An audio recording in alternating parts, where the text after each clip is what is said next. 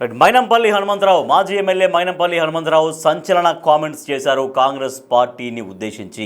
ఏంటంటే కాంగ్రెస్ పార్టీలో కొంతమంది కోవట్లు ఉన్నారు, బీఆర్ఎస్ కోవట్లు ఉన్నారు అంటూ సంచలనమైనటువంటి కామెంట్స్ చేశారు మైనంపల్లి హనుమంతరావు చేసినటువంటి కామెంట్స్తో ఉమ్మడి మెదక్ జిల్లాలో కాంగ్రెస్ పార్టీలో జోరుగా చర్చ సాగుతుంది. ఆ కోవట్లు ఎవరున్నారు, ఎందుకు మైనంపల్లి ఈ సమయంలో ఇటువంటి కామెంట్స్ చేశారు అని.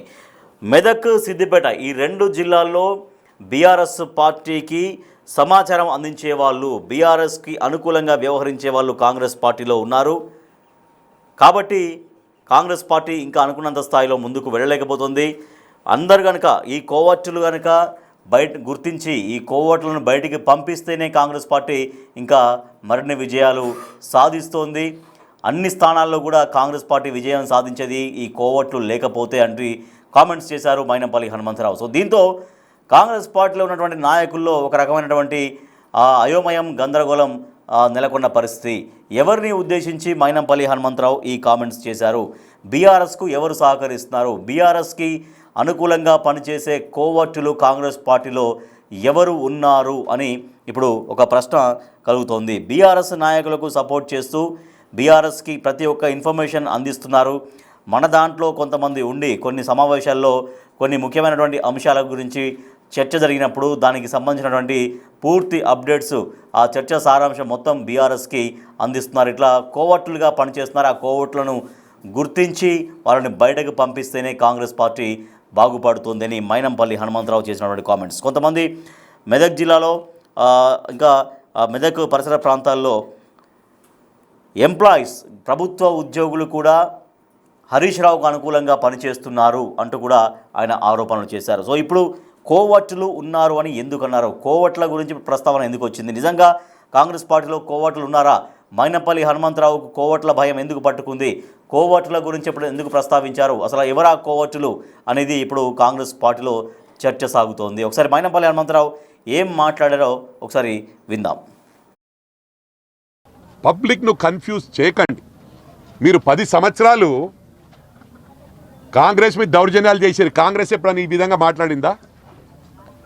మరి ఇంకొకటి, ఇవన్నీ పక్కన పెడితే స్పెషల్లీ మెదక్ జిల్లా, సిద్దిపేట జిల్లాలో ఇప్పటికి కూడా హరీష్ రావు మానిటర్ చేసుకుంటూ పోలీస్ మీద కానీ అధికారుల మీద మాత్రం టోటల్ అతనికే కమాండ్ ఉంది. ఇది చాలా బాధాకరం నేను చెప్పడానికి. ప్రతి నియోజకవర్గంలో మా పార్టీలో వండుకుంటూ వాళ్లకు హెల్ప్ చేసే వాళ్ళు ఉన్నారు కోవట్స్. ఈ కోవట్ సిస్టమ్ పోతే 100% మేము గెలిచి చూపిస్తామని చెప్పి కూడా ఈ సందర్భంగా తెలియజేస్తా ఉన్నా. నేను ఎన్నిసార్లు చెప్పాను, మీకు కోవట్లు ఉండే బదులు ఆ పార్టీకి వెళ్ళిపోండి అని. వాళ్ళు పోరు, ఇక్కడుండి సిస్టమ్ను పాడు చేస్తూ ఉన్నారు. అంటే మరి రాష్ట్రం అంతా కూడా ఉండొచ్చు. నాకు ఎక్కువ అవగాహన సిద్దిపేట, మెదక్ జిల్లా, గ్రేటర్ హైదరాబాద్లో ఉంది కాబట్టి ఇవాళ స్టిల్ ఆన్ టుడే మాకు ఎన్నికల్లో కూడా ఎన్నో ప్రయత్నాలు జరిగినాయి.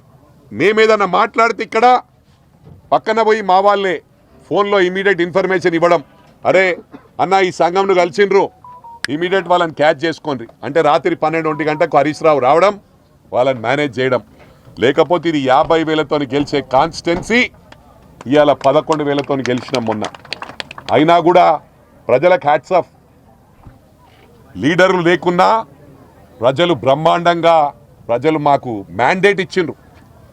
ఈ గ్రామంలో కాదు, మెదక్ నియోజకవర్గంలో ప్రతి గ్రామంలో మా సేవలు ఉన్నాయి, మా బోర్స్ ఉన్నాయి, మోటార్స్ ఉన్నాయి. ఒక ఊర్లో 20 బోర్లు ఉంటే ఒక ఊర్లో 25 ఉన్నాయి, ఒక ఊర్లో 30 ఉన్నాయి.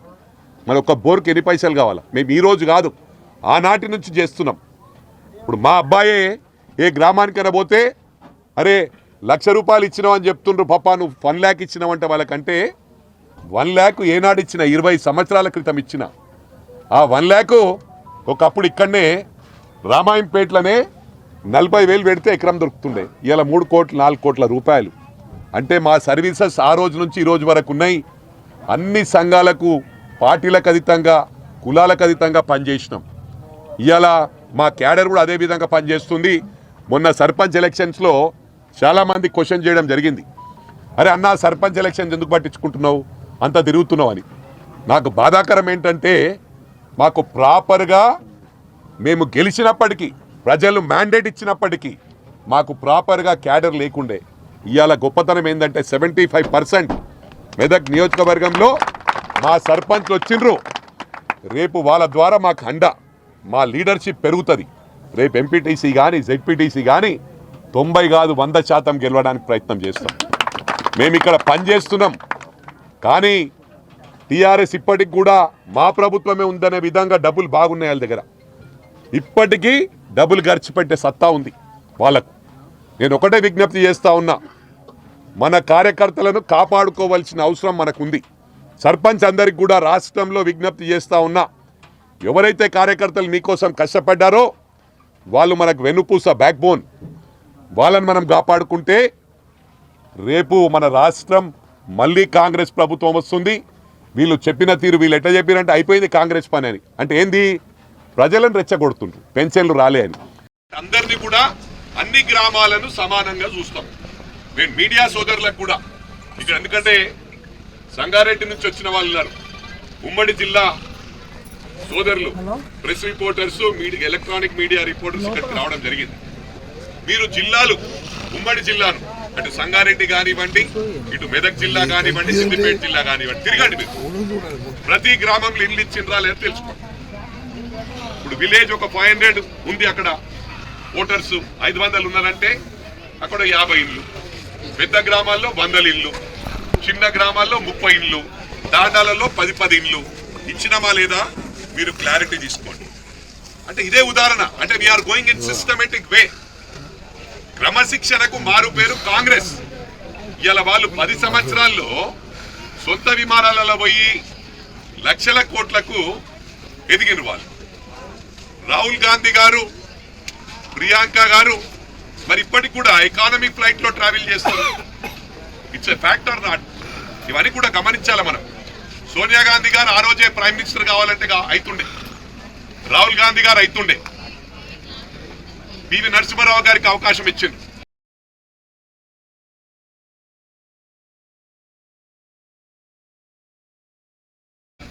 మన సౌత్ ఇండియా నుంచి. మరి అదే విధంగా మన్మోహన్ సింగ్ గారు ప్రైమ్ మినిస్టర్ గా ఉన్నారు. ఇవన్నీ కూడా ఆలోచించవలసిన అవసరం ఉంది ప్రజలకు. ఇవాళ వాళ్ళు ఏ విధంగా అంటే వాళ్ళే దౌర్జన్యాలు చేయాలా, ఇంకా ప్రభుత్వం ఉన్నట్టే బిహేవ్ చేస్తా ఉన్నారు. వాళ్ళు ఎన్ని అరాచకాలు చేసిరో మనం చూడలేదా? రోడ్న మిట్ట మధ్యాహ్నం చంపిన ఘనత వాళ్ళకుంది. వాళ్ళ ప్రభుత్వంలో వాళ్ళు డైరెక్ట్ ఇన్వాల్వ్ అయ్యి ఒక బ్రాహ్మణ్ అడ్వకేట్ కుటుంబాన్ని రోడ్డు మీద నరికి చంపింది. ఒక దళితుని సిరిసిల్లాలో నడిచే పరిస్థితి కూడా లేకుండా మనం చూసినాం. ఇవన్నీ అరచకాలు ఎవరు చేసిండ్రు? మొన్న మీడియా మహా న్యూస్ ఏదో కేటీఆర్ గురించి చెప్పినంత మాత్రాన వాస్తవాలు బయట పెడితే మరి రోజు మా గురించి నెగిటివ్ చేస్తూనే ఉన్నారు వాళ్ళు. మొత్తం మహా న్యూస్ మీకు 30-40 మంది వెళ్ళి మొత్తం ధ్వంసం చేసింది. నేను ఈరోజు బీఆర్ఎస్ మీడియా ఏదైతుందో, టీ న్యూస్ కానీ మిర్రర్ టీవీ కానీ, ఇది మీరు వార్నింగ్ అనుకోండి, హెచ్చరిక అనుకోండి. మీరు ఇదే విధంగా లేనిపోని వాస్తవాలు రాయండి. మీడియాకు స్వేచ్ఛ ఉంది, కానీ ఈరోజు మంచి మీడియాకు కూడా డ్యామేజ్ జరుగుతూ ఉంది ఇటువంటి చెత్త మీడియాల వలన. ఓన్లీ పార్టీ ప్రోగ్రామ్ తప్ప ఇంకో ప్రోగ్రామ్ కాదు. మీరు ఏమైనా చూపించండి, అరేగో ఈ ప్రభుత్వం మంచి పని చేస్తే ఈ టీవీలో వచ్చిందని చెప్పి. ఇలా బిగ్ టీవీ వచ్చింది కొత్తగా ఎన్నికల ముందు. వాళ్ళు మా గురించి కూడా వ్యతిరేకం రాస్తున్నారు. నిన్న యశస్విని రెడ్డిని మొత్తం హైలైట్ చేస్తా ఉన్నారు బి న్యూస్ లో, బిగ్ టీవీలో. మరి ఎందుకు ఈ విధంగా జరుగుతుంది? టీ న్యూస్ లో ఎప్పుడైనా వచ్చిందా? కాంగ్రెస్ గురించి మంచిగా వచ్చిందా ఎప్పుడైనా? మిర్రర్ టీవీలో వచ్చిందా? ఇవన్నీ కూడా గమనించాలా. దోసుకున్నోళ్ళు దోసుకున్నంత దోసుకున్నారు. ఈరోజు వాస్తవాలు మాట్లాడితే దాన్ని హైలైట్ చేసుకుంటూ నెగిటివ్ చేస్తా ఉన్నారు. మేము ఇది ఓన్లీ మా ఉదాహరణ మీరు తీసుకోండి. క్రమశిక్షణకు మారు పేరు కాంగ్రెస్ అనడానికి మీరు ప్రతి విలేజ్కి వెళ్ళండి, ప్రతి విలేజ్ లో ఇంగ్లీష్ ఐశ్వర్యాన్ కాదు, దేవుని ఒట్టు పెట్టుకొని చెప్తున్నాం. అది 10 సంవత్సరాల్లో ఎందరో పెళ్లిళ్ళు చేసిండ్రు, వాళ్ళ కొడుకుల పెళ్లిళ్ళు. మరి మీడియా సోదరులు కూడా ఎవరైనా ఏజ్డ్ వాళ్ళు ఉంటే పెళ్లి చేసిన వచ్చి కొడుకుని చేసిండ్రు అన్నవరన్నా ఇక్కడ పెళ్లి? మీడియా సోదరులు అదే కొడుకును లేదా వాళ్ళు చేసుకున్నాడు వచ్చి. వాళ్ళు చేసుకుంటే నేను ఒక్కటి అడుగుతా ఉన్నా, మీ వైఫ్ కు రేషన్ కార్డులో నేమ్ ఎంటర్ అయిందా? 10 సంవత్సరాలు